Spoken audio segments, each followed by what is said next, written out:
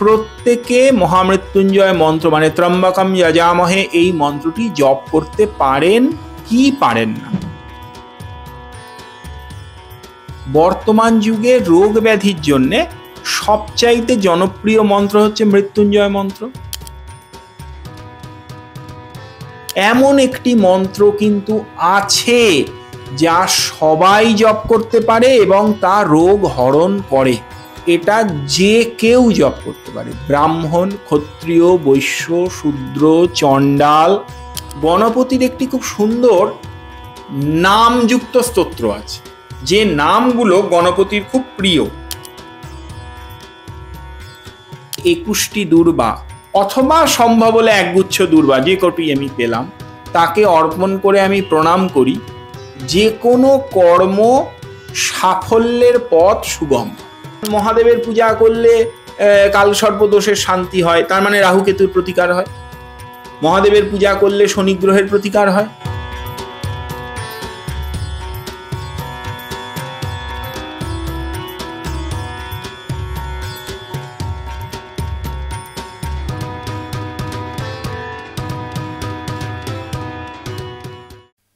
নমস্কার, mythology by রেনেসার আরও একটা পডকাস্টে আপনাদের সবাইকে স্বাগত। আমি রেনেসা আপনাদের সঙ্গে।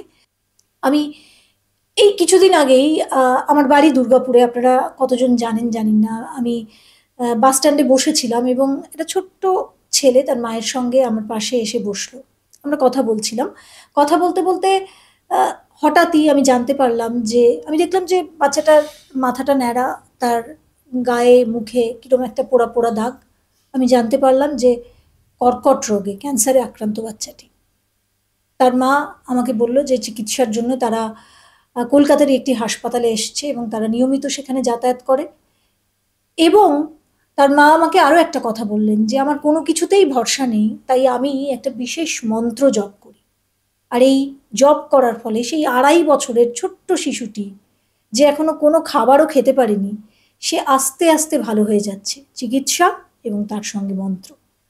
বিশ্বাসে মিলয় বস্তু, তর্কে বহুদূর। তার বিশ্বাস যেই মন্ত্রের দ্বারাই সে তার শিশুকে আবার আগের মতো ফিরে পাচ্ছে এবং আরোগ্য লাভ করছে, শিশুটি ভালো হয়ে যাচ্ছে। আসুন, এই মন্ত্রের কতটা জোর, কতটা শক্তি, সেটা নিয়ে আজকের এই পডকাস্টটা। প্রথমবার বাংলায় আমার মনে হয় এরকম পডকাস্ট কখনো হয়নি, যেটা শুরু করছি। আর এই পডকাস্টে এই আজকের এপিসোডে আমার অতিথি ব্রহ্মানন্দজি আমার সঙ্গে রয়েছেন। ব্রহ্মানন্দজি, অনেক স্বাগত। যাদের সত্যি ঈশ্বরের কৃপা দরকার, যেমন এক্ষুনি আমি এই অনুষ্ঠানটা শুরু করার আগে একটা ছোট্ট বাচ্চার কথা বললাম। তো আমাদের জীবনে চলার পথে এরকম মন্ত্র কি কিছু রয়েছে যেগুলো দিয়ে আমরা এমন কিছু দুরারোগ্য জিনিস যেগুলোকে সারিয়ে তুলতে পারি, বা অনেক কিছু যেটা আমাদের পাওয়া প্রয়োজনীয় জিনিস? অবশ্যই।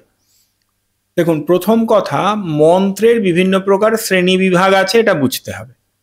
বৈদিক মন্ত্র, তান্ত্রিক মন্ত্র, পৌরাণিক মন্ত্র, সাবার মন্ত্র, এরকম নানা প্রকারের মন্ত্র হয়। বৈদিক মন্ত্র, যে মন্ত্রগুলি বেদে আমরা পাই, বৈদিক মন্ত্র কে পাঠ করবেন? নিয়ম হচ্ছে যার বেদাধিকার হয়েছে তিনি বৈদিক মন্ত্র পাঠ করবেন, অর্থাৎ যার উপনয়ন হয়েছে তিনি বেদ মন্ত্র পাঠ করবেন। উপনয়নের অধিকারী কারা? ব্রাহ্মণ, ক্ষত্রিয়, বৈশ্য, এই 3টি বর্ণ উপনয়নের অধিকারী। তারা আফটার উপনয়ন বেদ মন্ত্র পাঠ করবেন, প্রয়োগ করবেন, এগুলি করতে পারেন। এই যে রোগের কথা বললেন, বর্তমান যুগে রোগ ব্যাধির জন্য সবচাইতে জনপ্রিয় মন্ত্র হচ্ছে মৃত্যুঞ্জয় মন্ত্র, মহামৃত্যুঞ্জয় মন্ত্র। সবাই জপ করে ত্রম্বকম যজামহে সুগন্ধম পুষ্টিবর্ধনম।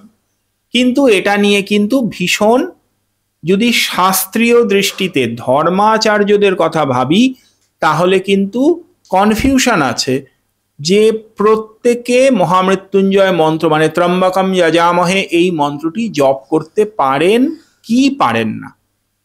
কারণ এই মন্ত্রটি বেদ মন্ত্র।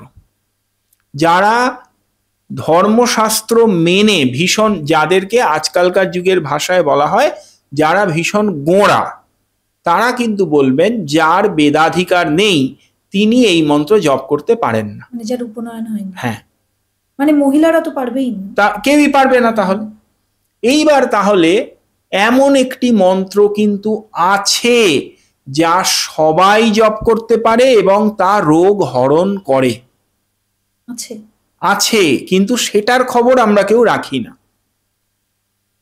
তাকে বলে নামত্রয়। বিষ্ণুর 3টি নাম, অচ্যুতানন্ত গোবিন্দ অথবা অচ্যুতায় নমঃ, অনন্তায় নমঃ, গোবিন্দায় নমঃ। 3টি একসঙ্গে বলতে হবে কিন্তু, অচ্যুতায় নমঃ, অনন্তায় নমঃ, গোবিন্দায় নমঃ। এই নামত্রয় কেউ যদি টানা জপ করে যান, এই মন্ত্রকে রোগহর মন্ত্র বলা হয়েছে। নামত্রয় রোগ হরণ করে। এবং নামত্রয় অচ্যুতানন্ত গোবিন্দ এটা যে কেউ জপ করতে পারে, ব্রাহ্মণ, ক্ষত্রিয়, বৈশ্য, শূদ্র, চণ্ডাল, মানে যত আদিবাসী, উপজাতি, অন্তজ, যে খুশি হোক।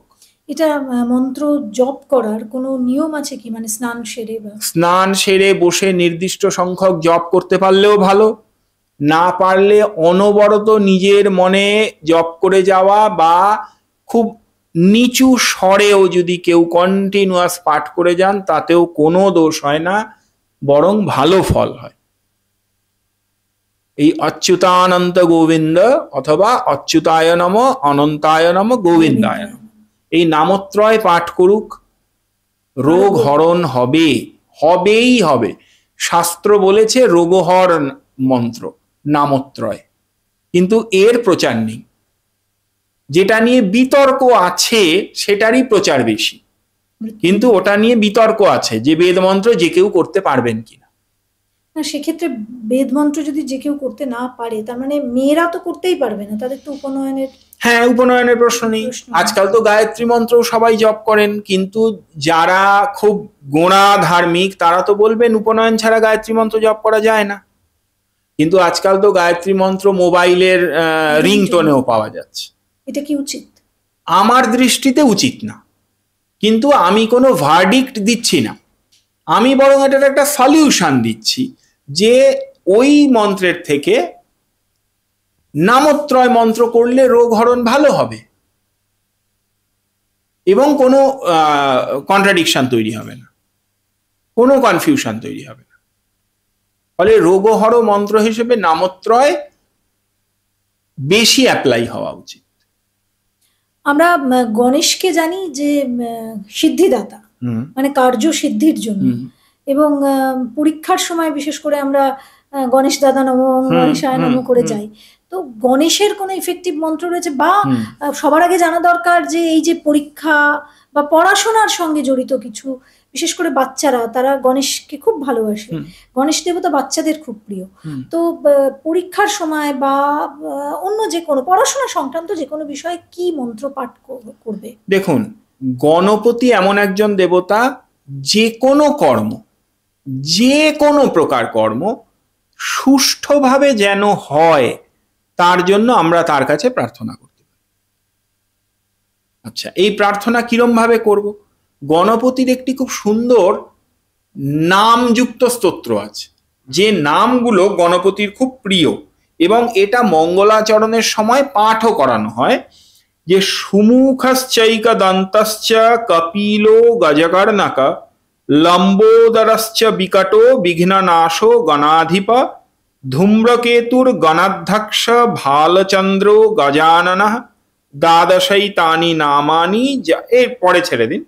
তার মানে এই যে 12টি নাম, সুমুখ, একদন্ত, কপিল, গজকর্ণ, লম্বোদর, বিকট, বিঘ্ননাশ, গণাধিপ, ধূম্রকেতু, গণাধ্যক্ষ, ভালচন্দ্র এবং গজানন, এই যে 12টি নাম, গণেশের এই 12টি নাম যদি কেউ মুখস্থ করেন, 12টি নাম মুখস্থ করা খুব একটা কঠিন কাজ নয়।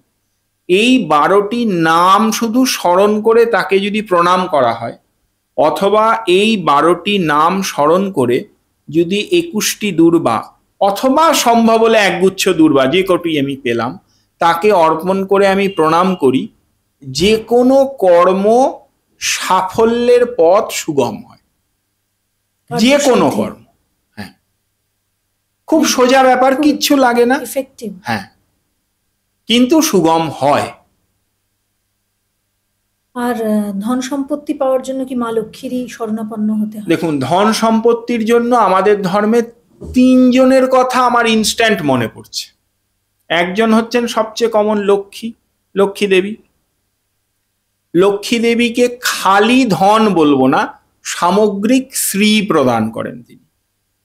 আচ্ছা, আরেকজন হচ্ছেন ধনদা দেবী, যাকে কেউ কেউ ধনদা যক্ষিণী বলেছে। ইনি কিন্তু তাৎক্ষণিকভাবে ধন প্রদান করেন। আচ্ছা, তৃতীয় একজন হলেন কুবের, যিনি ধনাধ্যক্ষ, অর্থাৎ জগতের সমস্ত ধনের আলটিমেট মালিক হচ্ছেন কুবের, ট্রেজারার।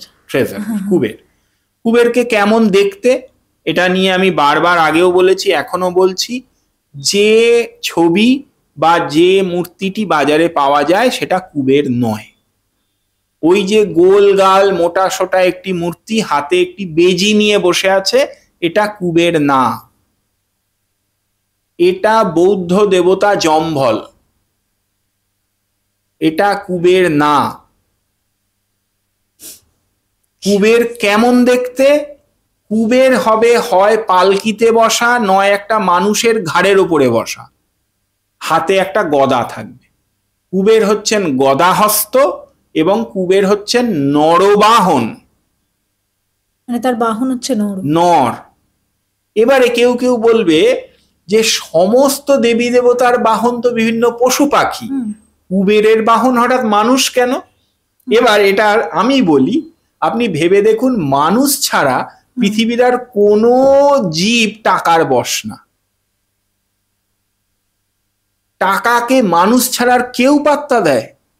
কাক, বক, বাঘ, সিংহ, হাতি, ঘোড়া, কারোর কাছে টাকার দাম আছে? সত্যি তো, শুধু মানুষের কাছেই টাকার দাম। মানুষই টাকার বশ, কুবের নরবাহন। কুবের মানুষের ঘাড়ের উপরে বসে আছেন, তা মূর্তিটাই তাই, নরবাহন গদাহস্ত। আরেকজনের কথা বলি, চতুর্থ একজন, যার কথা প্রায় কেউ জানেন না, কিন্তু তিনি ভীষণ উচ্চ মানের একজন দেবতা। তিনি হচ্ছেন স্বর্ণাকর্ষণ ভৈরব।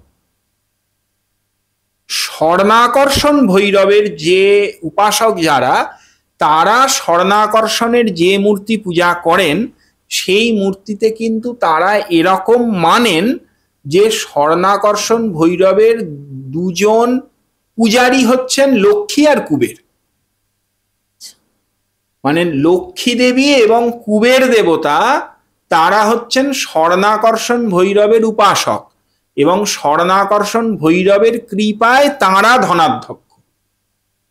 তার মানে সেই মত অনুযায়ী ধনের সুপ্রিম দেবতা হচ্ছেন স্বর্ণাকর্ষণ ভৈরব।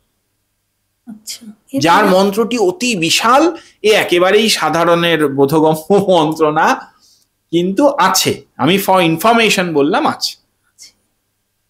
আমরা সূর্যের কৃপার লাভের জন্য আমরা অনেক সময় জ্যোতিষে চলে যাব, আমরা বলি যে রবি ডাউন। রবি ডাউন মানে কি? দেখুন, জ্যোতিষ শাস্ত্রের দৃষ্টিতে সূর্যের একটি উচ্চ স্থান এবং একটি নিম্ন স্থান আছে। উচ্চ স্থান হচ্ছে মেষ রাশি, নিম্ন স্থান হচ্ছে তুলা রাশি। এতে যদি রবি যখন তুলা রাশিস্থ হচ্ছেন, তখন রবি নিচস্থ। এবার রবি জ্যোতিষশাস্ত্র মতে মান, সম্মান, প্রতিষ্ঠার প্রধান কারক গ্রহ। আরো অনেক কানেকশন লাগে, কিন্তু যশ প্রতিষ্ঠা তার কারক গ্রহ রবি। এইবার এই রবি, সব সূর্য প্রত্যক্ষ দেবতা। দেখুন, পৃথিবীতে আমরা বলছি যে পৃথিবীতে কোন কোন দেবতাকে দেখতে পাওয়া যায়। পৃথিবীতে প্রত্যক্ষ দেবতা হচ্ছেন সূর্য, চন্দ্র, গ্রহের মধ্যে গ্রহরা, কিন্তু প্রধান যদি পঞ্চদেবতা বলি, এই যে সূর্য, বিষ্ণু, গণেশ, শিব, শক্তি, পঞ্চদেবতার মধ্যে একমাত্র প্রত্যক্ষ দেবতা সূর্য। আর প্রত্যক্ষ দেবতা পিতামাতা। প্রত্যক্ষ দেবতা নিষ্ঠাবান ব্রাহ্মণ, তারা প্রত্যক্ষ দেবতা। নিষ্ঠাবান ব্রাহ্মণকে ভূদেব বলা হয়েছে, যে পৃথিবীতে ভ্রমণকারী জীবন্ত দেবতা। হ্যাঁ, অবশ্যই যিনি নিষ্ঠাবান। আমরা অনেক ক্ষেত্রে অনেক সময় হনুমানজির শরণাপন্ন হই এবং বলা হয় যে তিনি অনেক বিপদ থেকে আমাদের রক্ষা করেন, ভূত প্রেত থেকে রক্ষা করেন। তো হনুমানজিকে যখন আমরা স্মরণ করব তখন হনুমান চালিসা পড়ার সময় কিন্তু সবার পুরোটা সবসময় হয় না। হ্যাঁ, হয় না। সেক্ষেত্রে আমি যেটা করি, আমি 12টা নাম নিই। তো এইটা কি উচিত নাকি কি করা উচিত? না, নাম মন্ত্র প্রত্যেকটা দেবতার জন্যই এফেক্টিভ, তাতে কোনো অসুবিধে নেই। হনুমানের নাম মন্ত্র করা যেতে পারে, হনুমানের চালিসা পাঠ করা যেতে পারে, হনুমানের যে বজরং বাণ বা ইত্যাদি আছে তা জপ করা যেতে পারে। যে কোনো একটা কোনো পয়েন্টকে আমাদেরকে ধরে নিতে হবে। এবং আমি একটি কথা বলবো, যিনি যেভাবেই হনুমানের কাছে প্রার্থনা করুন, শুরুতে এবং শেষে অবশ্যই রাম নাম করবে। রাম নাম না করে হনুমানের নাম কিন্তু অপেক্ষাকৃত কম ফলদায়ী হয়, এইটা মাথায় রাখা উচিত। হনুমান ভক্ত শ্রেষ্ঠ, তিনি তার নামে যত খুশি হন তার থেকে বেশি তার ইষ্ট নামে খুশি হন। ফলে রাম নাম করে হনুমান নাম করা যেতে পারে, চালিসা পাঠ করা যেতে পারে। তাতে অবশ্যই হনুমান এমন একজন দেবতা, তিনি শনি গ্রহের পীড়া থেকে মুক্তি দেন, তিনি ভূত প্রেত, কারুর যদি শনির দোষ থাকে তাহলে হ্যাঁ, কারণ শনিদেব হনুমানজিকে কথা দিয়েছেন, তিনি বচনবদ্ধ যে তার নাম যে করবে তিনি তাকে পীড়া দেবেন না। এক্ষেত্রে আমি যতদূর শুনি, মানে আমি জানি না, আপনি আরো সঠিক করে দিতে পারবেন, এক্ষেত্রে কি কিছু রেস্ট্রিকশনস আছে বা এমন মানে একদম নিয়মটা খুব শক্ত? তেলের চামেলি তেল, তিল তেল, এই সমস্ত তেল, চামেলি তেল বেশি ব্যবহার হয়, সিঁদুর, এগুলো হনুমানজির খুব প্রিয় দ্রব্য। কিন্তু সঙ্গে এটাও বলি যে আমি এরকম কিছু বৈষ্ণব সাধুর কাছে শুনেছি যে হনুমানজি যেহেতু ভীষণভাবে ব্রহ্মচারী, সেই জন্যে হনুমানজিকে স্পর্শ পূজা, অর্থাৎ হনুমানজির মূর্তি টাচ করে তাকে সিঁদুর দেওয়া, তেল লেপা ইত্যাদি করা, এগুলো কিছু বৈষ্ণব সাধুর বক্তব্য, এগুলো কিন্তু মেয়েরা ডাইরেক্ট হাতে করে করবে না। ব্রহ্মচারী তিনি, তারা এই কথা কিন্তু বলেছেন। মানে সেক্ষেত্রে অনেকে আবার বলে যে আমরা হনুমানজিকে ভাই বানিয়ে নিই এবং তারপর এবার সেটা এখন ভাই তিনি ভ্রাতৃত্ব স্বীকার করলেন কিনা তো জানি না আমরা, কিন্তু স্পর্শ না করাই ভালো, দূর থেকে তাকে নিবেদন করা, এবং অন্য কেউ কোনো পূজারী যদি সামনে উপস্থিত থাকেন তিনি ওগুলো দ্রব্যগুলো অর্পণ করে দিতে পারেন। আর তাছাড়াও খালি স্পর্শ করলেই যে দেবতার পুজো হয় তা তো নয়, এটা আমাদের একটা ভুল ধারণা। আমরা শিব মন্দিরে গিয়ে, বিভিন্ন মন্দিরে গিয়ে দেবতাকে বারবার ছুঁতে চাই, গিয়ে মারপিট করি। দেবতাকে ছুঁতে চেয়ে ধাক্কাধাক্কি না করে, দেবতা কিন্তু কোনো স্থূল বস্তু নয়, এটা আমাদের বুঝতে হবে। দেবতা একটা কোনো অবজেক্ট নন। দেবতাকে আমরা যদি তার সঙ্গে মেন্টালি কানেক্ট করতে পারি, দেখুন একটি কথা আমরা সবসময় বলি না যে পুজো করতে গেলে সবার ধারণা আমাদের উপোস করে পুজো করতে হবে, আমরা বলি তো এই কথাটা। এই উপোস কথাটা কোথা থেকে এসেছে? উপবাস, উপবাস থেকে, শুদ্ধ শব্দটা হচ্ছে উপবাস, তার থেকে আমরা উপোস বলি বাংলায়। এই উপবাস শব্দের মুখ্য অর্থ কিন্তু না খেয়ে থাকা নয়। উপবাস শব্দের মুখ্য অর্থ হচ্ছে মানসিকভাবে আমি যার উদ্দেশ্যে কোনো কর্ম করছি তার নিকটে বসা। অর্থাৎ যদি আমি মানসিকভাবে দেবতার মন্দিরের থেকে 1 কিলোমিটার দূরে বসেও মন থেকে তাকে ধ্যান করে তার সঙ্গে মেন্টালি কানেক্ট করতে পারি, তাকে মনের আয়নায় তাকে দর্শন করতে পারি এবং শান্তভাবে বসে তার কাছে প্রার্থনা করি, তাহলে কিন্তু সেটা বৈধ উপবাস এবং সেটা বৈধ পূজা। এটা নিয়েও কোনো কনফিউশনের জায়গা নেই। পুজো করার সময় আমাদের যেটা বিশেষ করে বাঙালিদের মধ্যে পেঁয়াজ রসুন খাওয়া যায় না, কিন্তু আবার আমি মথুরা বৃন্দাবনে দেখেছি সেখানে অনেক জায়গায় পেঁয়াজ রসুন। না দেখুন, এইখানে একটা বক্তব্য আছে, সেটা হচ্ছে আমাদের আসল উদ্দেশ্য হচ্ছে যথাসম্ভব উত্তেজক বস্তু থেকে দূরে থাকা। যা আমাদের শরীরে উত্তেজনা তৈরি করে, যা সহজ পাচ্য নয়, এরকম জিনিস থেকে আমি দূরে থাকি।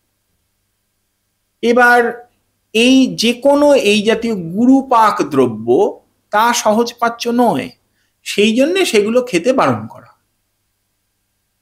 কোনো ব্যক্তির যদি এরম কোনো ব্যক্তি থাকেন যে যার দুধে অ্যালার্জি আছে, তাহলে তার তো পুজোর দিন দুধ খাওয়া উচিত নয়। দুধ শাস্ত্রে যতই ভালো জিনিস বলুক, যদি কারো দুধে ওই ল্যাকটোজ অ্যালার্জি যদি কারো থাকে, ল্যাকটোজে ইনটলারেন্স থাকে, তাহলে তার উপবাসের দিন দুগ্ধপান করাটা খুব একটা বৈধ ব্যবস্থা হলো না। কারণ ওইটা করে তিনি শারীরিকভাবে অসুস্থ হবেন, তিনি আরো অসুবিধা ফিল করবেন। অসুবিধা ফিল করলে তিনি কি করে করবেন? মহাদেবের যারা নিত্য পুজো করে, আমার মনে হয় অনেকে মানে মহাদেবকে আমরা কেন পুজো করব, এবং তার মন্ত্র বলতে আমরা জানি যে নমঃ শিবায় বা নমঃ নমঃ শিবায়। কিন্তু কেন মানে আমি মহাদেবের কাছে যাব কিসের জন্য, মানে কি পাওয়া যায়, মহাদেব কি প্রদান করেন? একদম জাগতিক বিষয়। মহাদেবের কাছ থেকে বর পেয়েই কুবের আজকে ধনাধ্যক্ষ, তাহলে আমি মহাদেবের কাছে টাকা চাইতেই পারি। এটা কি সত্যি? হ্যাঁ, অনেকে বলে শান্তি শান্তি, আমি পরে আসছি, সেগুলোতে পরে আসছি। কুবের ধনাধ্যক্ষ তো মহাদেবের বরে, তাহলে আমি মহাদেবের কাছে টাকা চাইতেই পারি। আচ্ছা, মহাদেবের কাছে গ্রহ পীড়া থেকে মুক্তি চাইতেই পারি, কারণ মহাদেবের পূজা করলে কাল সর্পদোষের শান্তি হয়, তার মানে রাহু কেতুর প্রতিকার হয়। মহাদেবের পূজা করলে শনি গ্রহের প্রতিকার হয়।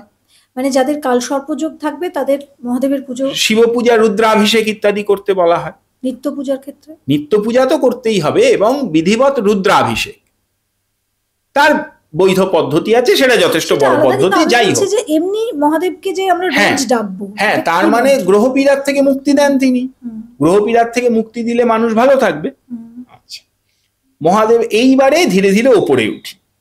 মহাদেব পঞ্চব্রহ্মের একজন, তাহলে মহাদেবের পূজা করলে আমার ধর্ম মোক্ষ, মানে ধর্ম অর্থ কাম মোক্ষ, এই চতুর্বর্গ লাভ হবে। তাহলে মহাদেব দেখুন, ধর্ম অর্থ, অর্থের কথা বলেছে তো, তাহলে চতুর্বর্গ লাভ হবে, তাহলে মোক্ষ লাভও হবে। আর তারপরের কথা, মহাদেব শঙ্কর, শঙ্কর, তিনি শান্তি প্রদান করেন, তিনি শান্তিকারী দেবতা। এই শান্তি মানে খালি ঝগড়া কমে গেল তা নয়, এই শান্তি মানে সামগ্রিক শান্তি, আত্মার প্রশান্তি। আর আলটিমেটলি মহাদেব পঞ্চকৃত্য পরায়ণ দেবতা। এই যে জন্ম মৃত্যু মানে সৃষ্টি স্থিতি লয়, তারপরে তিরোধান অনুগ্রহ, আমরা সৃষ্টি স্থিতি লয় এই তিনটে জেনে অভ্যস্ত, আরো দুটি ব্রহ্মকৃত্য আছে, তিরোধান অনুগ্রহ। মহাদেব এই তিরোধান এবং অনুগ্রহ করার মালিক, ফলে সেটা একটা পয়েন্ট। আচ্ছা, মহাদেব সিদ্ধি প্রদান করেন, অষ্টসিদ্ধির মালিককে। মানে গণেশের কাছে আমরা কার্যসিদ্ধি বলছি, আবার মহাদেব অষ্টসিদ্ধি প্রদান করেন। অষ্টসিদ্ধি মানে অনিমা, লঘিমা ইত্যাদি সিদ্ধি, মানে যে সিদ্ধি লাভ করলে মানুষ অলৌকিক ক্ষমতা সম্পন্ন হয়। মহাদেব তো অষ্টসিদ্ধির অধিকারী, অষ্টসিদ্ধি মহাদেব ছাড়া অন্য কেউ প্রদান করেন না তো।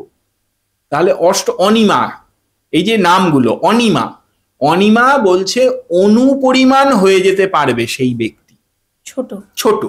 লঘিমা, সেই ব্যক্তি লঘু হয়ে যেতে পারবে, মানে হালকা হয়ে যাবে। এইরকম ঈশিত্ব, বসিত্ব, কামাবসায়িতা, নানা রকমের অষ্টসিদ্ধি। অষ্টসিদ্ধির প্রদায়ক দেবতা মহাদেব। তাহলে মহাদেবকে আসলে সর্বকার্যেই আমি স্মরণ করি। আমি একদম ওই টাকা চাওয়া থেকে শুরু করে অনুগ্রহ পর্যন্ত বলছি, মানে ভগবত অনুগ্রহ মানে যাতা জিনিস নয়, কিন্তু ভগবত অনুগ্রহ মানে আমি এই জন্ম মৃত্যুর বন্ধন থেকেই মুক্ত হয়ে গেল। তো সেই পর্যন্ত, এখান থেকে ওই পর্যন্ত তিনি দিতে পারবেন।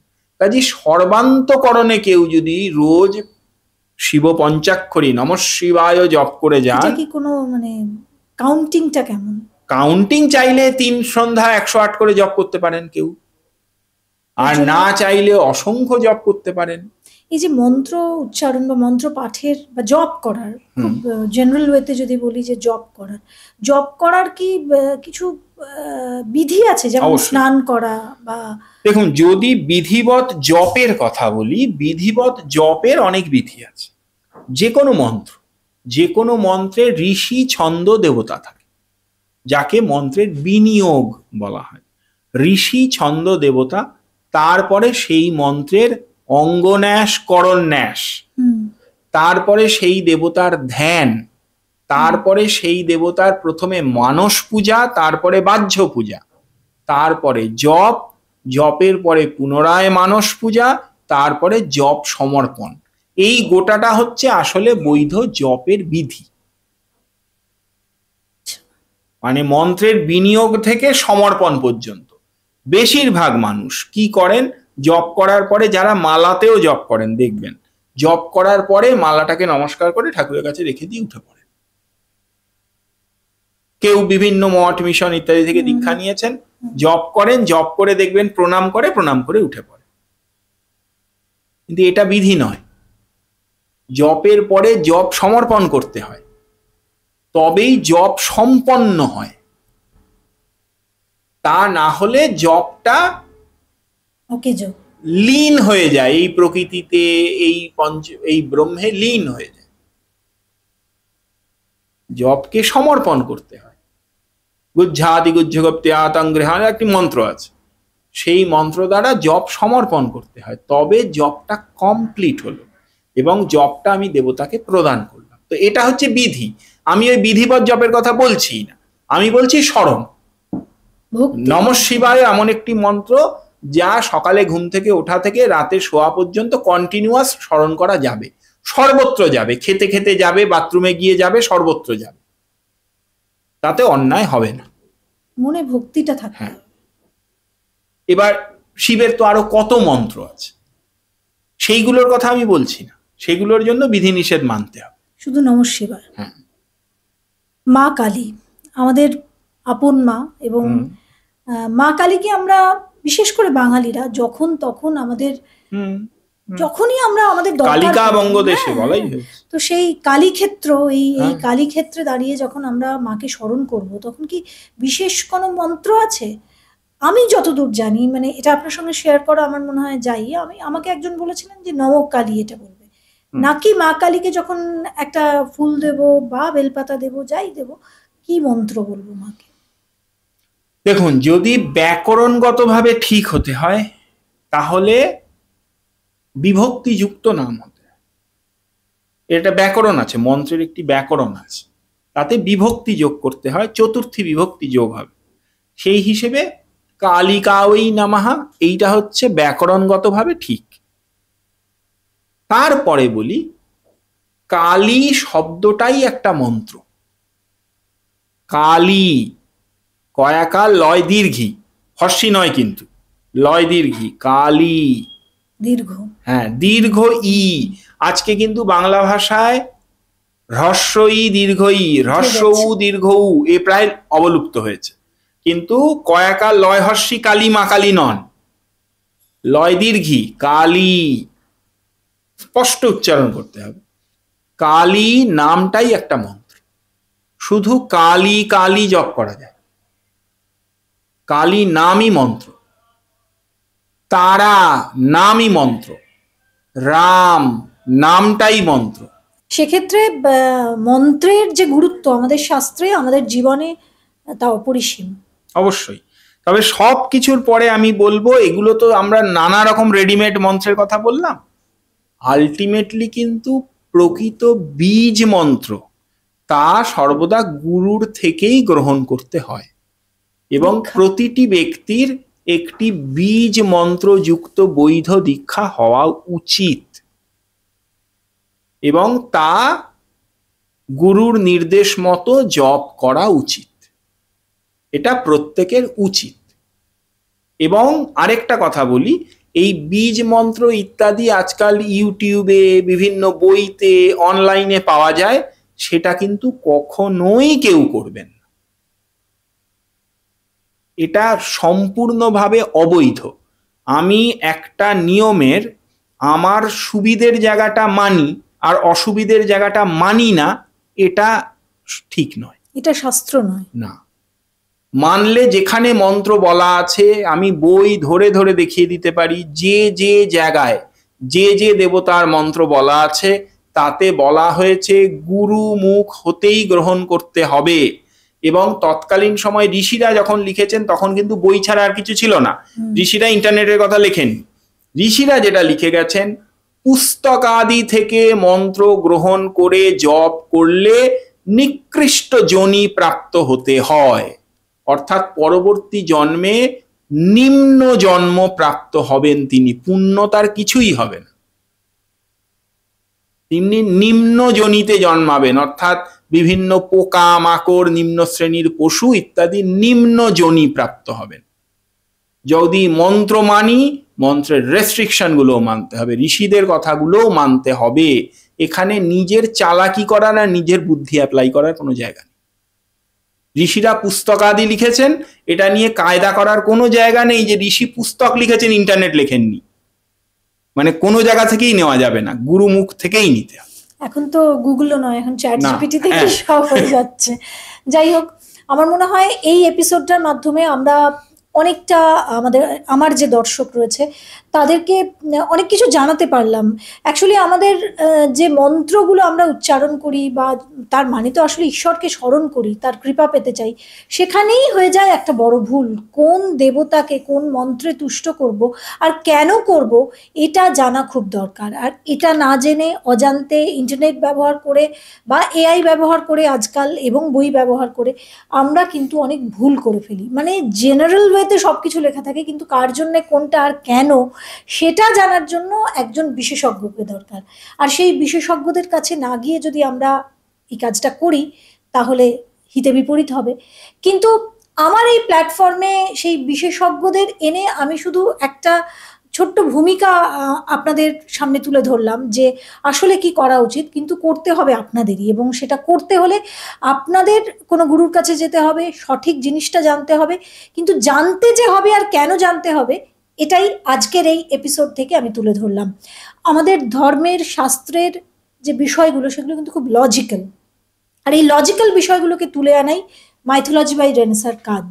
অনেকে আপনারা হয়তো ভাবতে পারেন যে কুসংস্কার ছড়ানো হচ্ছে, আমি দু একটা কমেন্টও পড়লাম, কিন্তু আপনাদের বলে দিতে চাই যে কুসংস্কার ছড়ানো কিন্তু আমাদের কাজ নয়। সেই মানুষগুলোকেই আমরা নির্বাচন করি, সেই মানুষগুলোকেই আমরা আমাদের স্টুডিওতে আনি যাদের মধ্যে এই সত্য অনুসন্ধানের ক্ষমতা রয়েছে এবং আপনাদের সঠিক দিশা দেখাতে পারবেন। আর তাই মাইথোলজি বাই রেনেসা এই মাধ্যমটা ক্রিয়েট করা হয়েছে। সবাই ভালো থাকবেন। অবশ্যই যদি এই কন্টেন্টটা, এই পডকাস্টটা আপনাদের ভালো লাগে তাহলে একটা লাইক করতে ভুলবেন না। কমেন্টে আপনাদের যদি কোনো সমস্যা হয় সেটা অবশ্যই জানাবেন, কারণ আপনাদের সঙ্গে আমার হয়তো কখনো দেখা হয়নি বা ব্রহ্মানন্দজির কখনো দেখা হয়নি বা অন্যান্য যে অতিথিরা আসছেন তাদের সামনাসামনি দেখা হয়নি, কিন্তু এই কয়েক মাসে 8-9 মাসে আমরা খুব ইন্টারকানেক্টেড হয়ে গেছি, খুব একটা আপন করা সম্পর্ক হয়ে গেছে আমাদের সঙ্গে আপনাদের। তাই আপনারা যে যে প্রশ্নগুলো লেখেন আপনারা দেখতেও পেয়েছেন যে সেই প্রশ্নগুলো নিয়ে আমরা শো করি, পডকাস্ট করি। তাই আপনাদের প্রশ্ন কমেন্টে লিখে দিন, আমরা নিশ্চয়ই আমার যে রিসার্চ টিম রয়েছে তাদেরকে আমি বলবো যে সেগুলো একত্রিত করতে, এবং যেমনটা আগেও হয়েছে আমরা আবার এই নিয়ে আরও একটা পডকাস্ট করব। আর সবশেষে বলি, যেটা প্রতিদিন বলি, আরও একবার বলি যে আপনারা দেখছেন, ভালো লাগছে, প্রচুর প্রচুর ভিউজ হচ্ছে, কিন্তু সাবস্ক্রাইবও করতে হবে। সাবস্ক্রিপশন যদি আপনারা না করেন তাহলে আমাদের মতো কন্টেন্ট ক্রিয়েটর বা পডকাস্টাররা উৎসাহ কি করে পাই বলুন তো। তাই যাই হোক, আমি আশা রাখছি যে আপনারা যেমনটা ভালোবাসছেন, যেমনটা দেখছেন, কমেন্ট করছেন, ঠিক তেমন সাবস্ক্রাইবও করবেন। সবাই ভালো থাকবেন। আরও একটা এপিসোড নিয়ে হাজির হয়ে যাচ্ছি খুব শীঘ্রই। নমস্কার।